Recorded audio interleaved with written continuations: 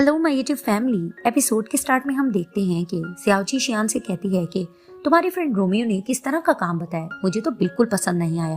तो वहीं शियान कहती है कि मुझे क्या पता था कि जांकी ही था जिसने तुम्हारी साइकिल चुराई थी, और वैसे भी रोमियो को नहीं पता कि तुम मेरी बेस्ट फ्रेंड हो। तो वहां पर ही वो खा रही होती है पिज्जा, तो वो कहती है इस बात को छोड़ो, मुझे तो इस रेस्टोरेंट में ज्यादा मजा आ रहा है, उसके घर के बारे में सोचने का दिल नहीं कर रहा।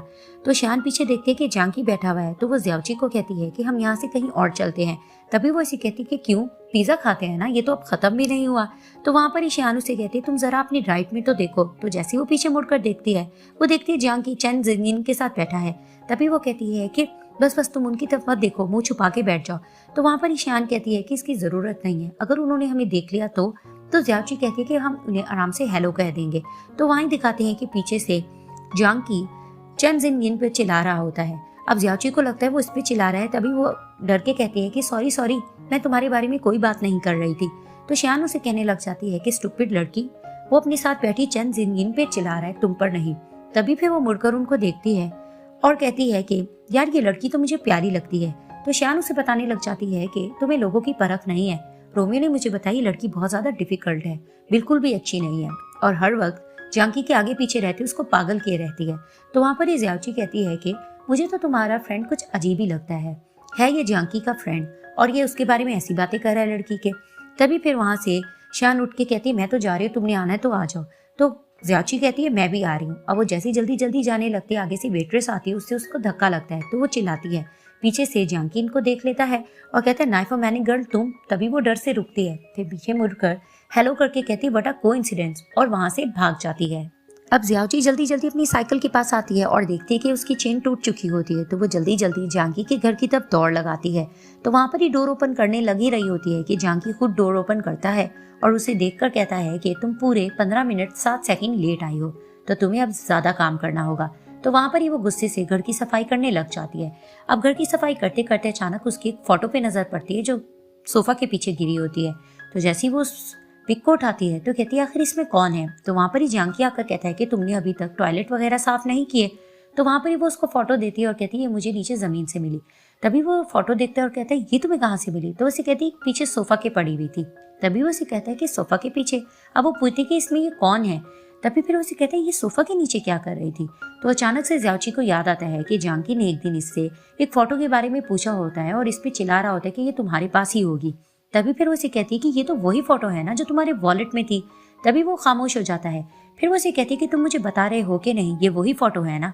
तभी वो उसे कहता है कि हाँ ये वही है। तभी फिर ये इस पे चिल्लाने लग जाती है कि उस दिन मैंने तुम्हें एक्सप्लेन करने की कोशिश भी की थी कि ये फोटो मेरे पास नहीं है, तो तुमने मुझ पे इल्जाम क्यों लगाया, उल्टा तुमने मुझे चोर भी कहा, और तुम कितने बुरे हो, ये तुम्हारे पास ही है। तभी फिर वो उसको कहता है कि अच्छा ठीक है, अगर मैंने ऐसा किया भी है तो फिर क्या हो गया, और वैसे भी तुम यहाँ पर मेरे घर सफाई करने के लिए आई हो, अगर तुमने काम करना है तो करो, अगर नहीं करना तो तुम यहाँ से जा सकती हो और मेरे पैसे मुझे लौटा दो। तो वहां पर ही वो गुस्से से उसको घूरती है और काम करने लग जाती है। और वहां पर ही जांकी उसको देखता है और चला जाता है। अब ये गुस्से से काम करती है और फ्लैशबैक से निकलने के बाद यही सोच रही होती है कि अपने आप को ये कुछ ज्यादा ही समझता है, अगर ये अमीर है तो इसका ये मतलब नहीं है कि जब इसका दिल चाहिए दूसरों पे इल्जाम लगा दे। अब ये गुस्से से काम कर रही होती है तो इसको ऐसा फील होता है कि पीछे से कोई आवाज आई है, तो ये देखती है और इसको लग रहा होता है कि कोई इसको फॉलो कर रहा है। वहीं ये सोचती है कि आखिर मुझे कौन फॉलो कर रहा है। वहीं लाइट चली जाती है और अचानक से हवा चलती है और ये डरने लगती है। तो अचानक से इसको किसी के चलने की आवाज आती है। अब ये डर के खड़ी होती है तो पीछे से इसके शोल्डर पे कोई हाथ रखता है। ये जोर से चिल्लाती है और मारने लग रही होती है। तो वहां पर ही जांकी होता है और वो उसको देखकर कहता है कि नाइफ मैनी गर्ल मैं हूँ। तो ये रुक जाती है। वहां पर ही वो लाइट्स ऑन करता है और फिर इसके पास आकर कहता है तुम यहाँ क्या कर रही हो अभी तक। तो वो इसे कहती है मैं तो ओवर टाइम कर रही हूँ, तुम बताओ तुम यहाँ क्या कर रहे हो। और वहां पर ही जांकी फ्लैशबैक में सोचता है कि उसने ऑफिस में बैठकर देख लिया होता है कि चेन जिनगिंग और इसकी लड़ाई में चेन जिनगिंग जानबूझ के नीचे गिरती है। तभी फिर वो इसके पास जाता है। तभी फिर वो उसे कहता है कि कुछ नहीं, मैं तो सिर्फ काम से आया था। तो फिर वो उसे कहती है तुम बहुत अच्छे टाइम पर आ गई हो, एक काम है जो मुझसे अकेले नहीं हो पाएगा, तो तुम मेरे साथ चलो। वो उसका हाथ पकड़ती है और उसको ले जाती है।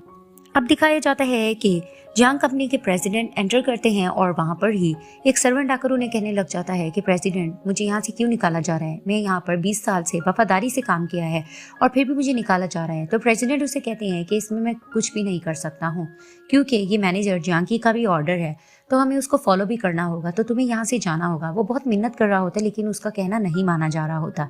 इधर से दिखाते हैं कि जियांग की ज़्याओची के साथ कोल्ड स्टोरेज रूम की तरफ जाता है और उसे कहता है कि मैं एक मैनेजर हूँ और तुम मुझे यहाँ पर किस तरह से ले आई हो हेल्प के लिए।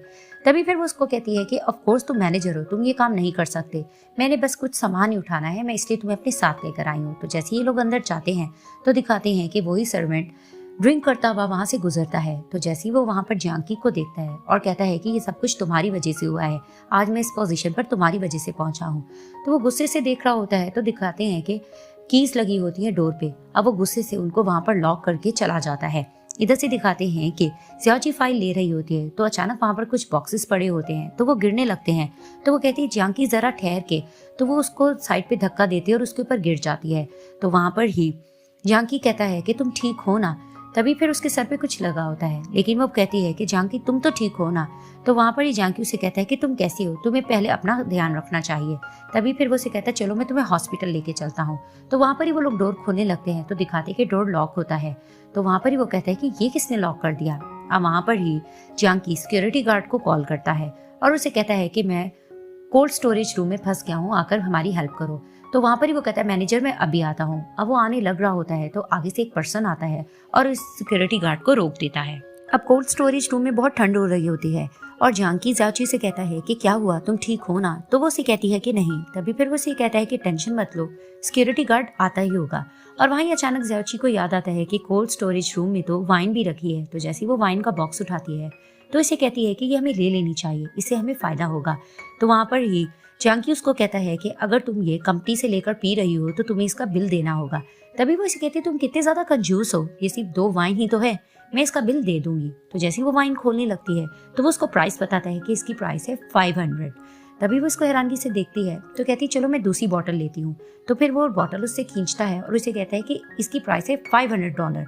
तभी फिर वो उसको खोल के देता है तो उसे कहती है कि ओके मैं थोड़े से सिप लूंगी, ज्यादा काउंट मत करना। तो वहां पर ही ये पीने के बाद कहती है कि ये कितनी फेक है, इससे तो कोई फायदा तक भी नहीं हुआ। और वहां इन्हें ठंड लग रही होती है तो जियांग इसको देखता है और फिर अपना कोट उतार के इसके ऊपर डाल देता है और उसे कहता है कि अब तो ठंड नहीं लग रही। तो वहां पर ही ठंड से ये अपनी ग्लासेस उतारती है और इसकी आईज में कुछ हो रहा होता है। तो जियांग इसको कहता है कि क्या हुआ, तुम्हारी आंखों को क्या हुआ। तो वहां पर ही वो इसके फेस को टच करता है और अपनी तरफ करता है। वहीं ये दोनों एक दूसरे को देखते हैं तो अचानक से जियांग को ज़्याओची को टच करके कुछ फील होता है और फ्लैशबैक में दिखाया जाता है कि जब ये पानी में डूब रहा होता है तो इसकी जान ज़्याओची ने ही बचाई होती है। और यहाँ पर ये पार्ट एंड हो जाता है।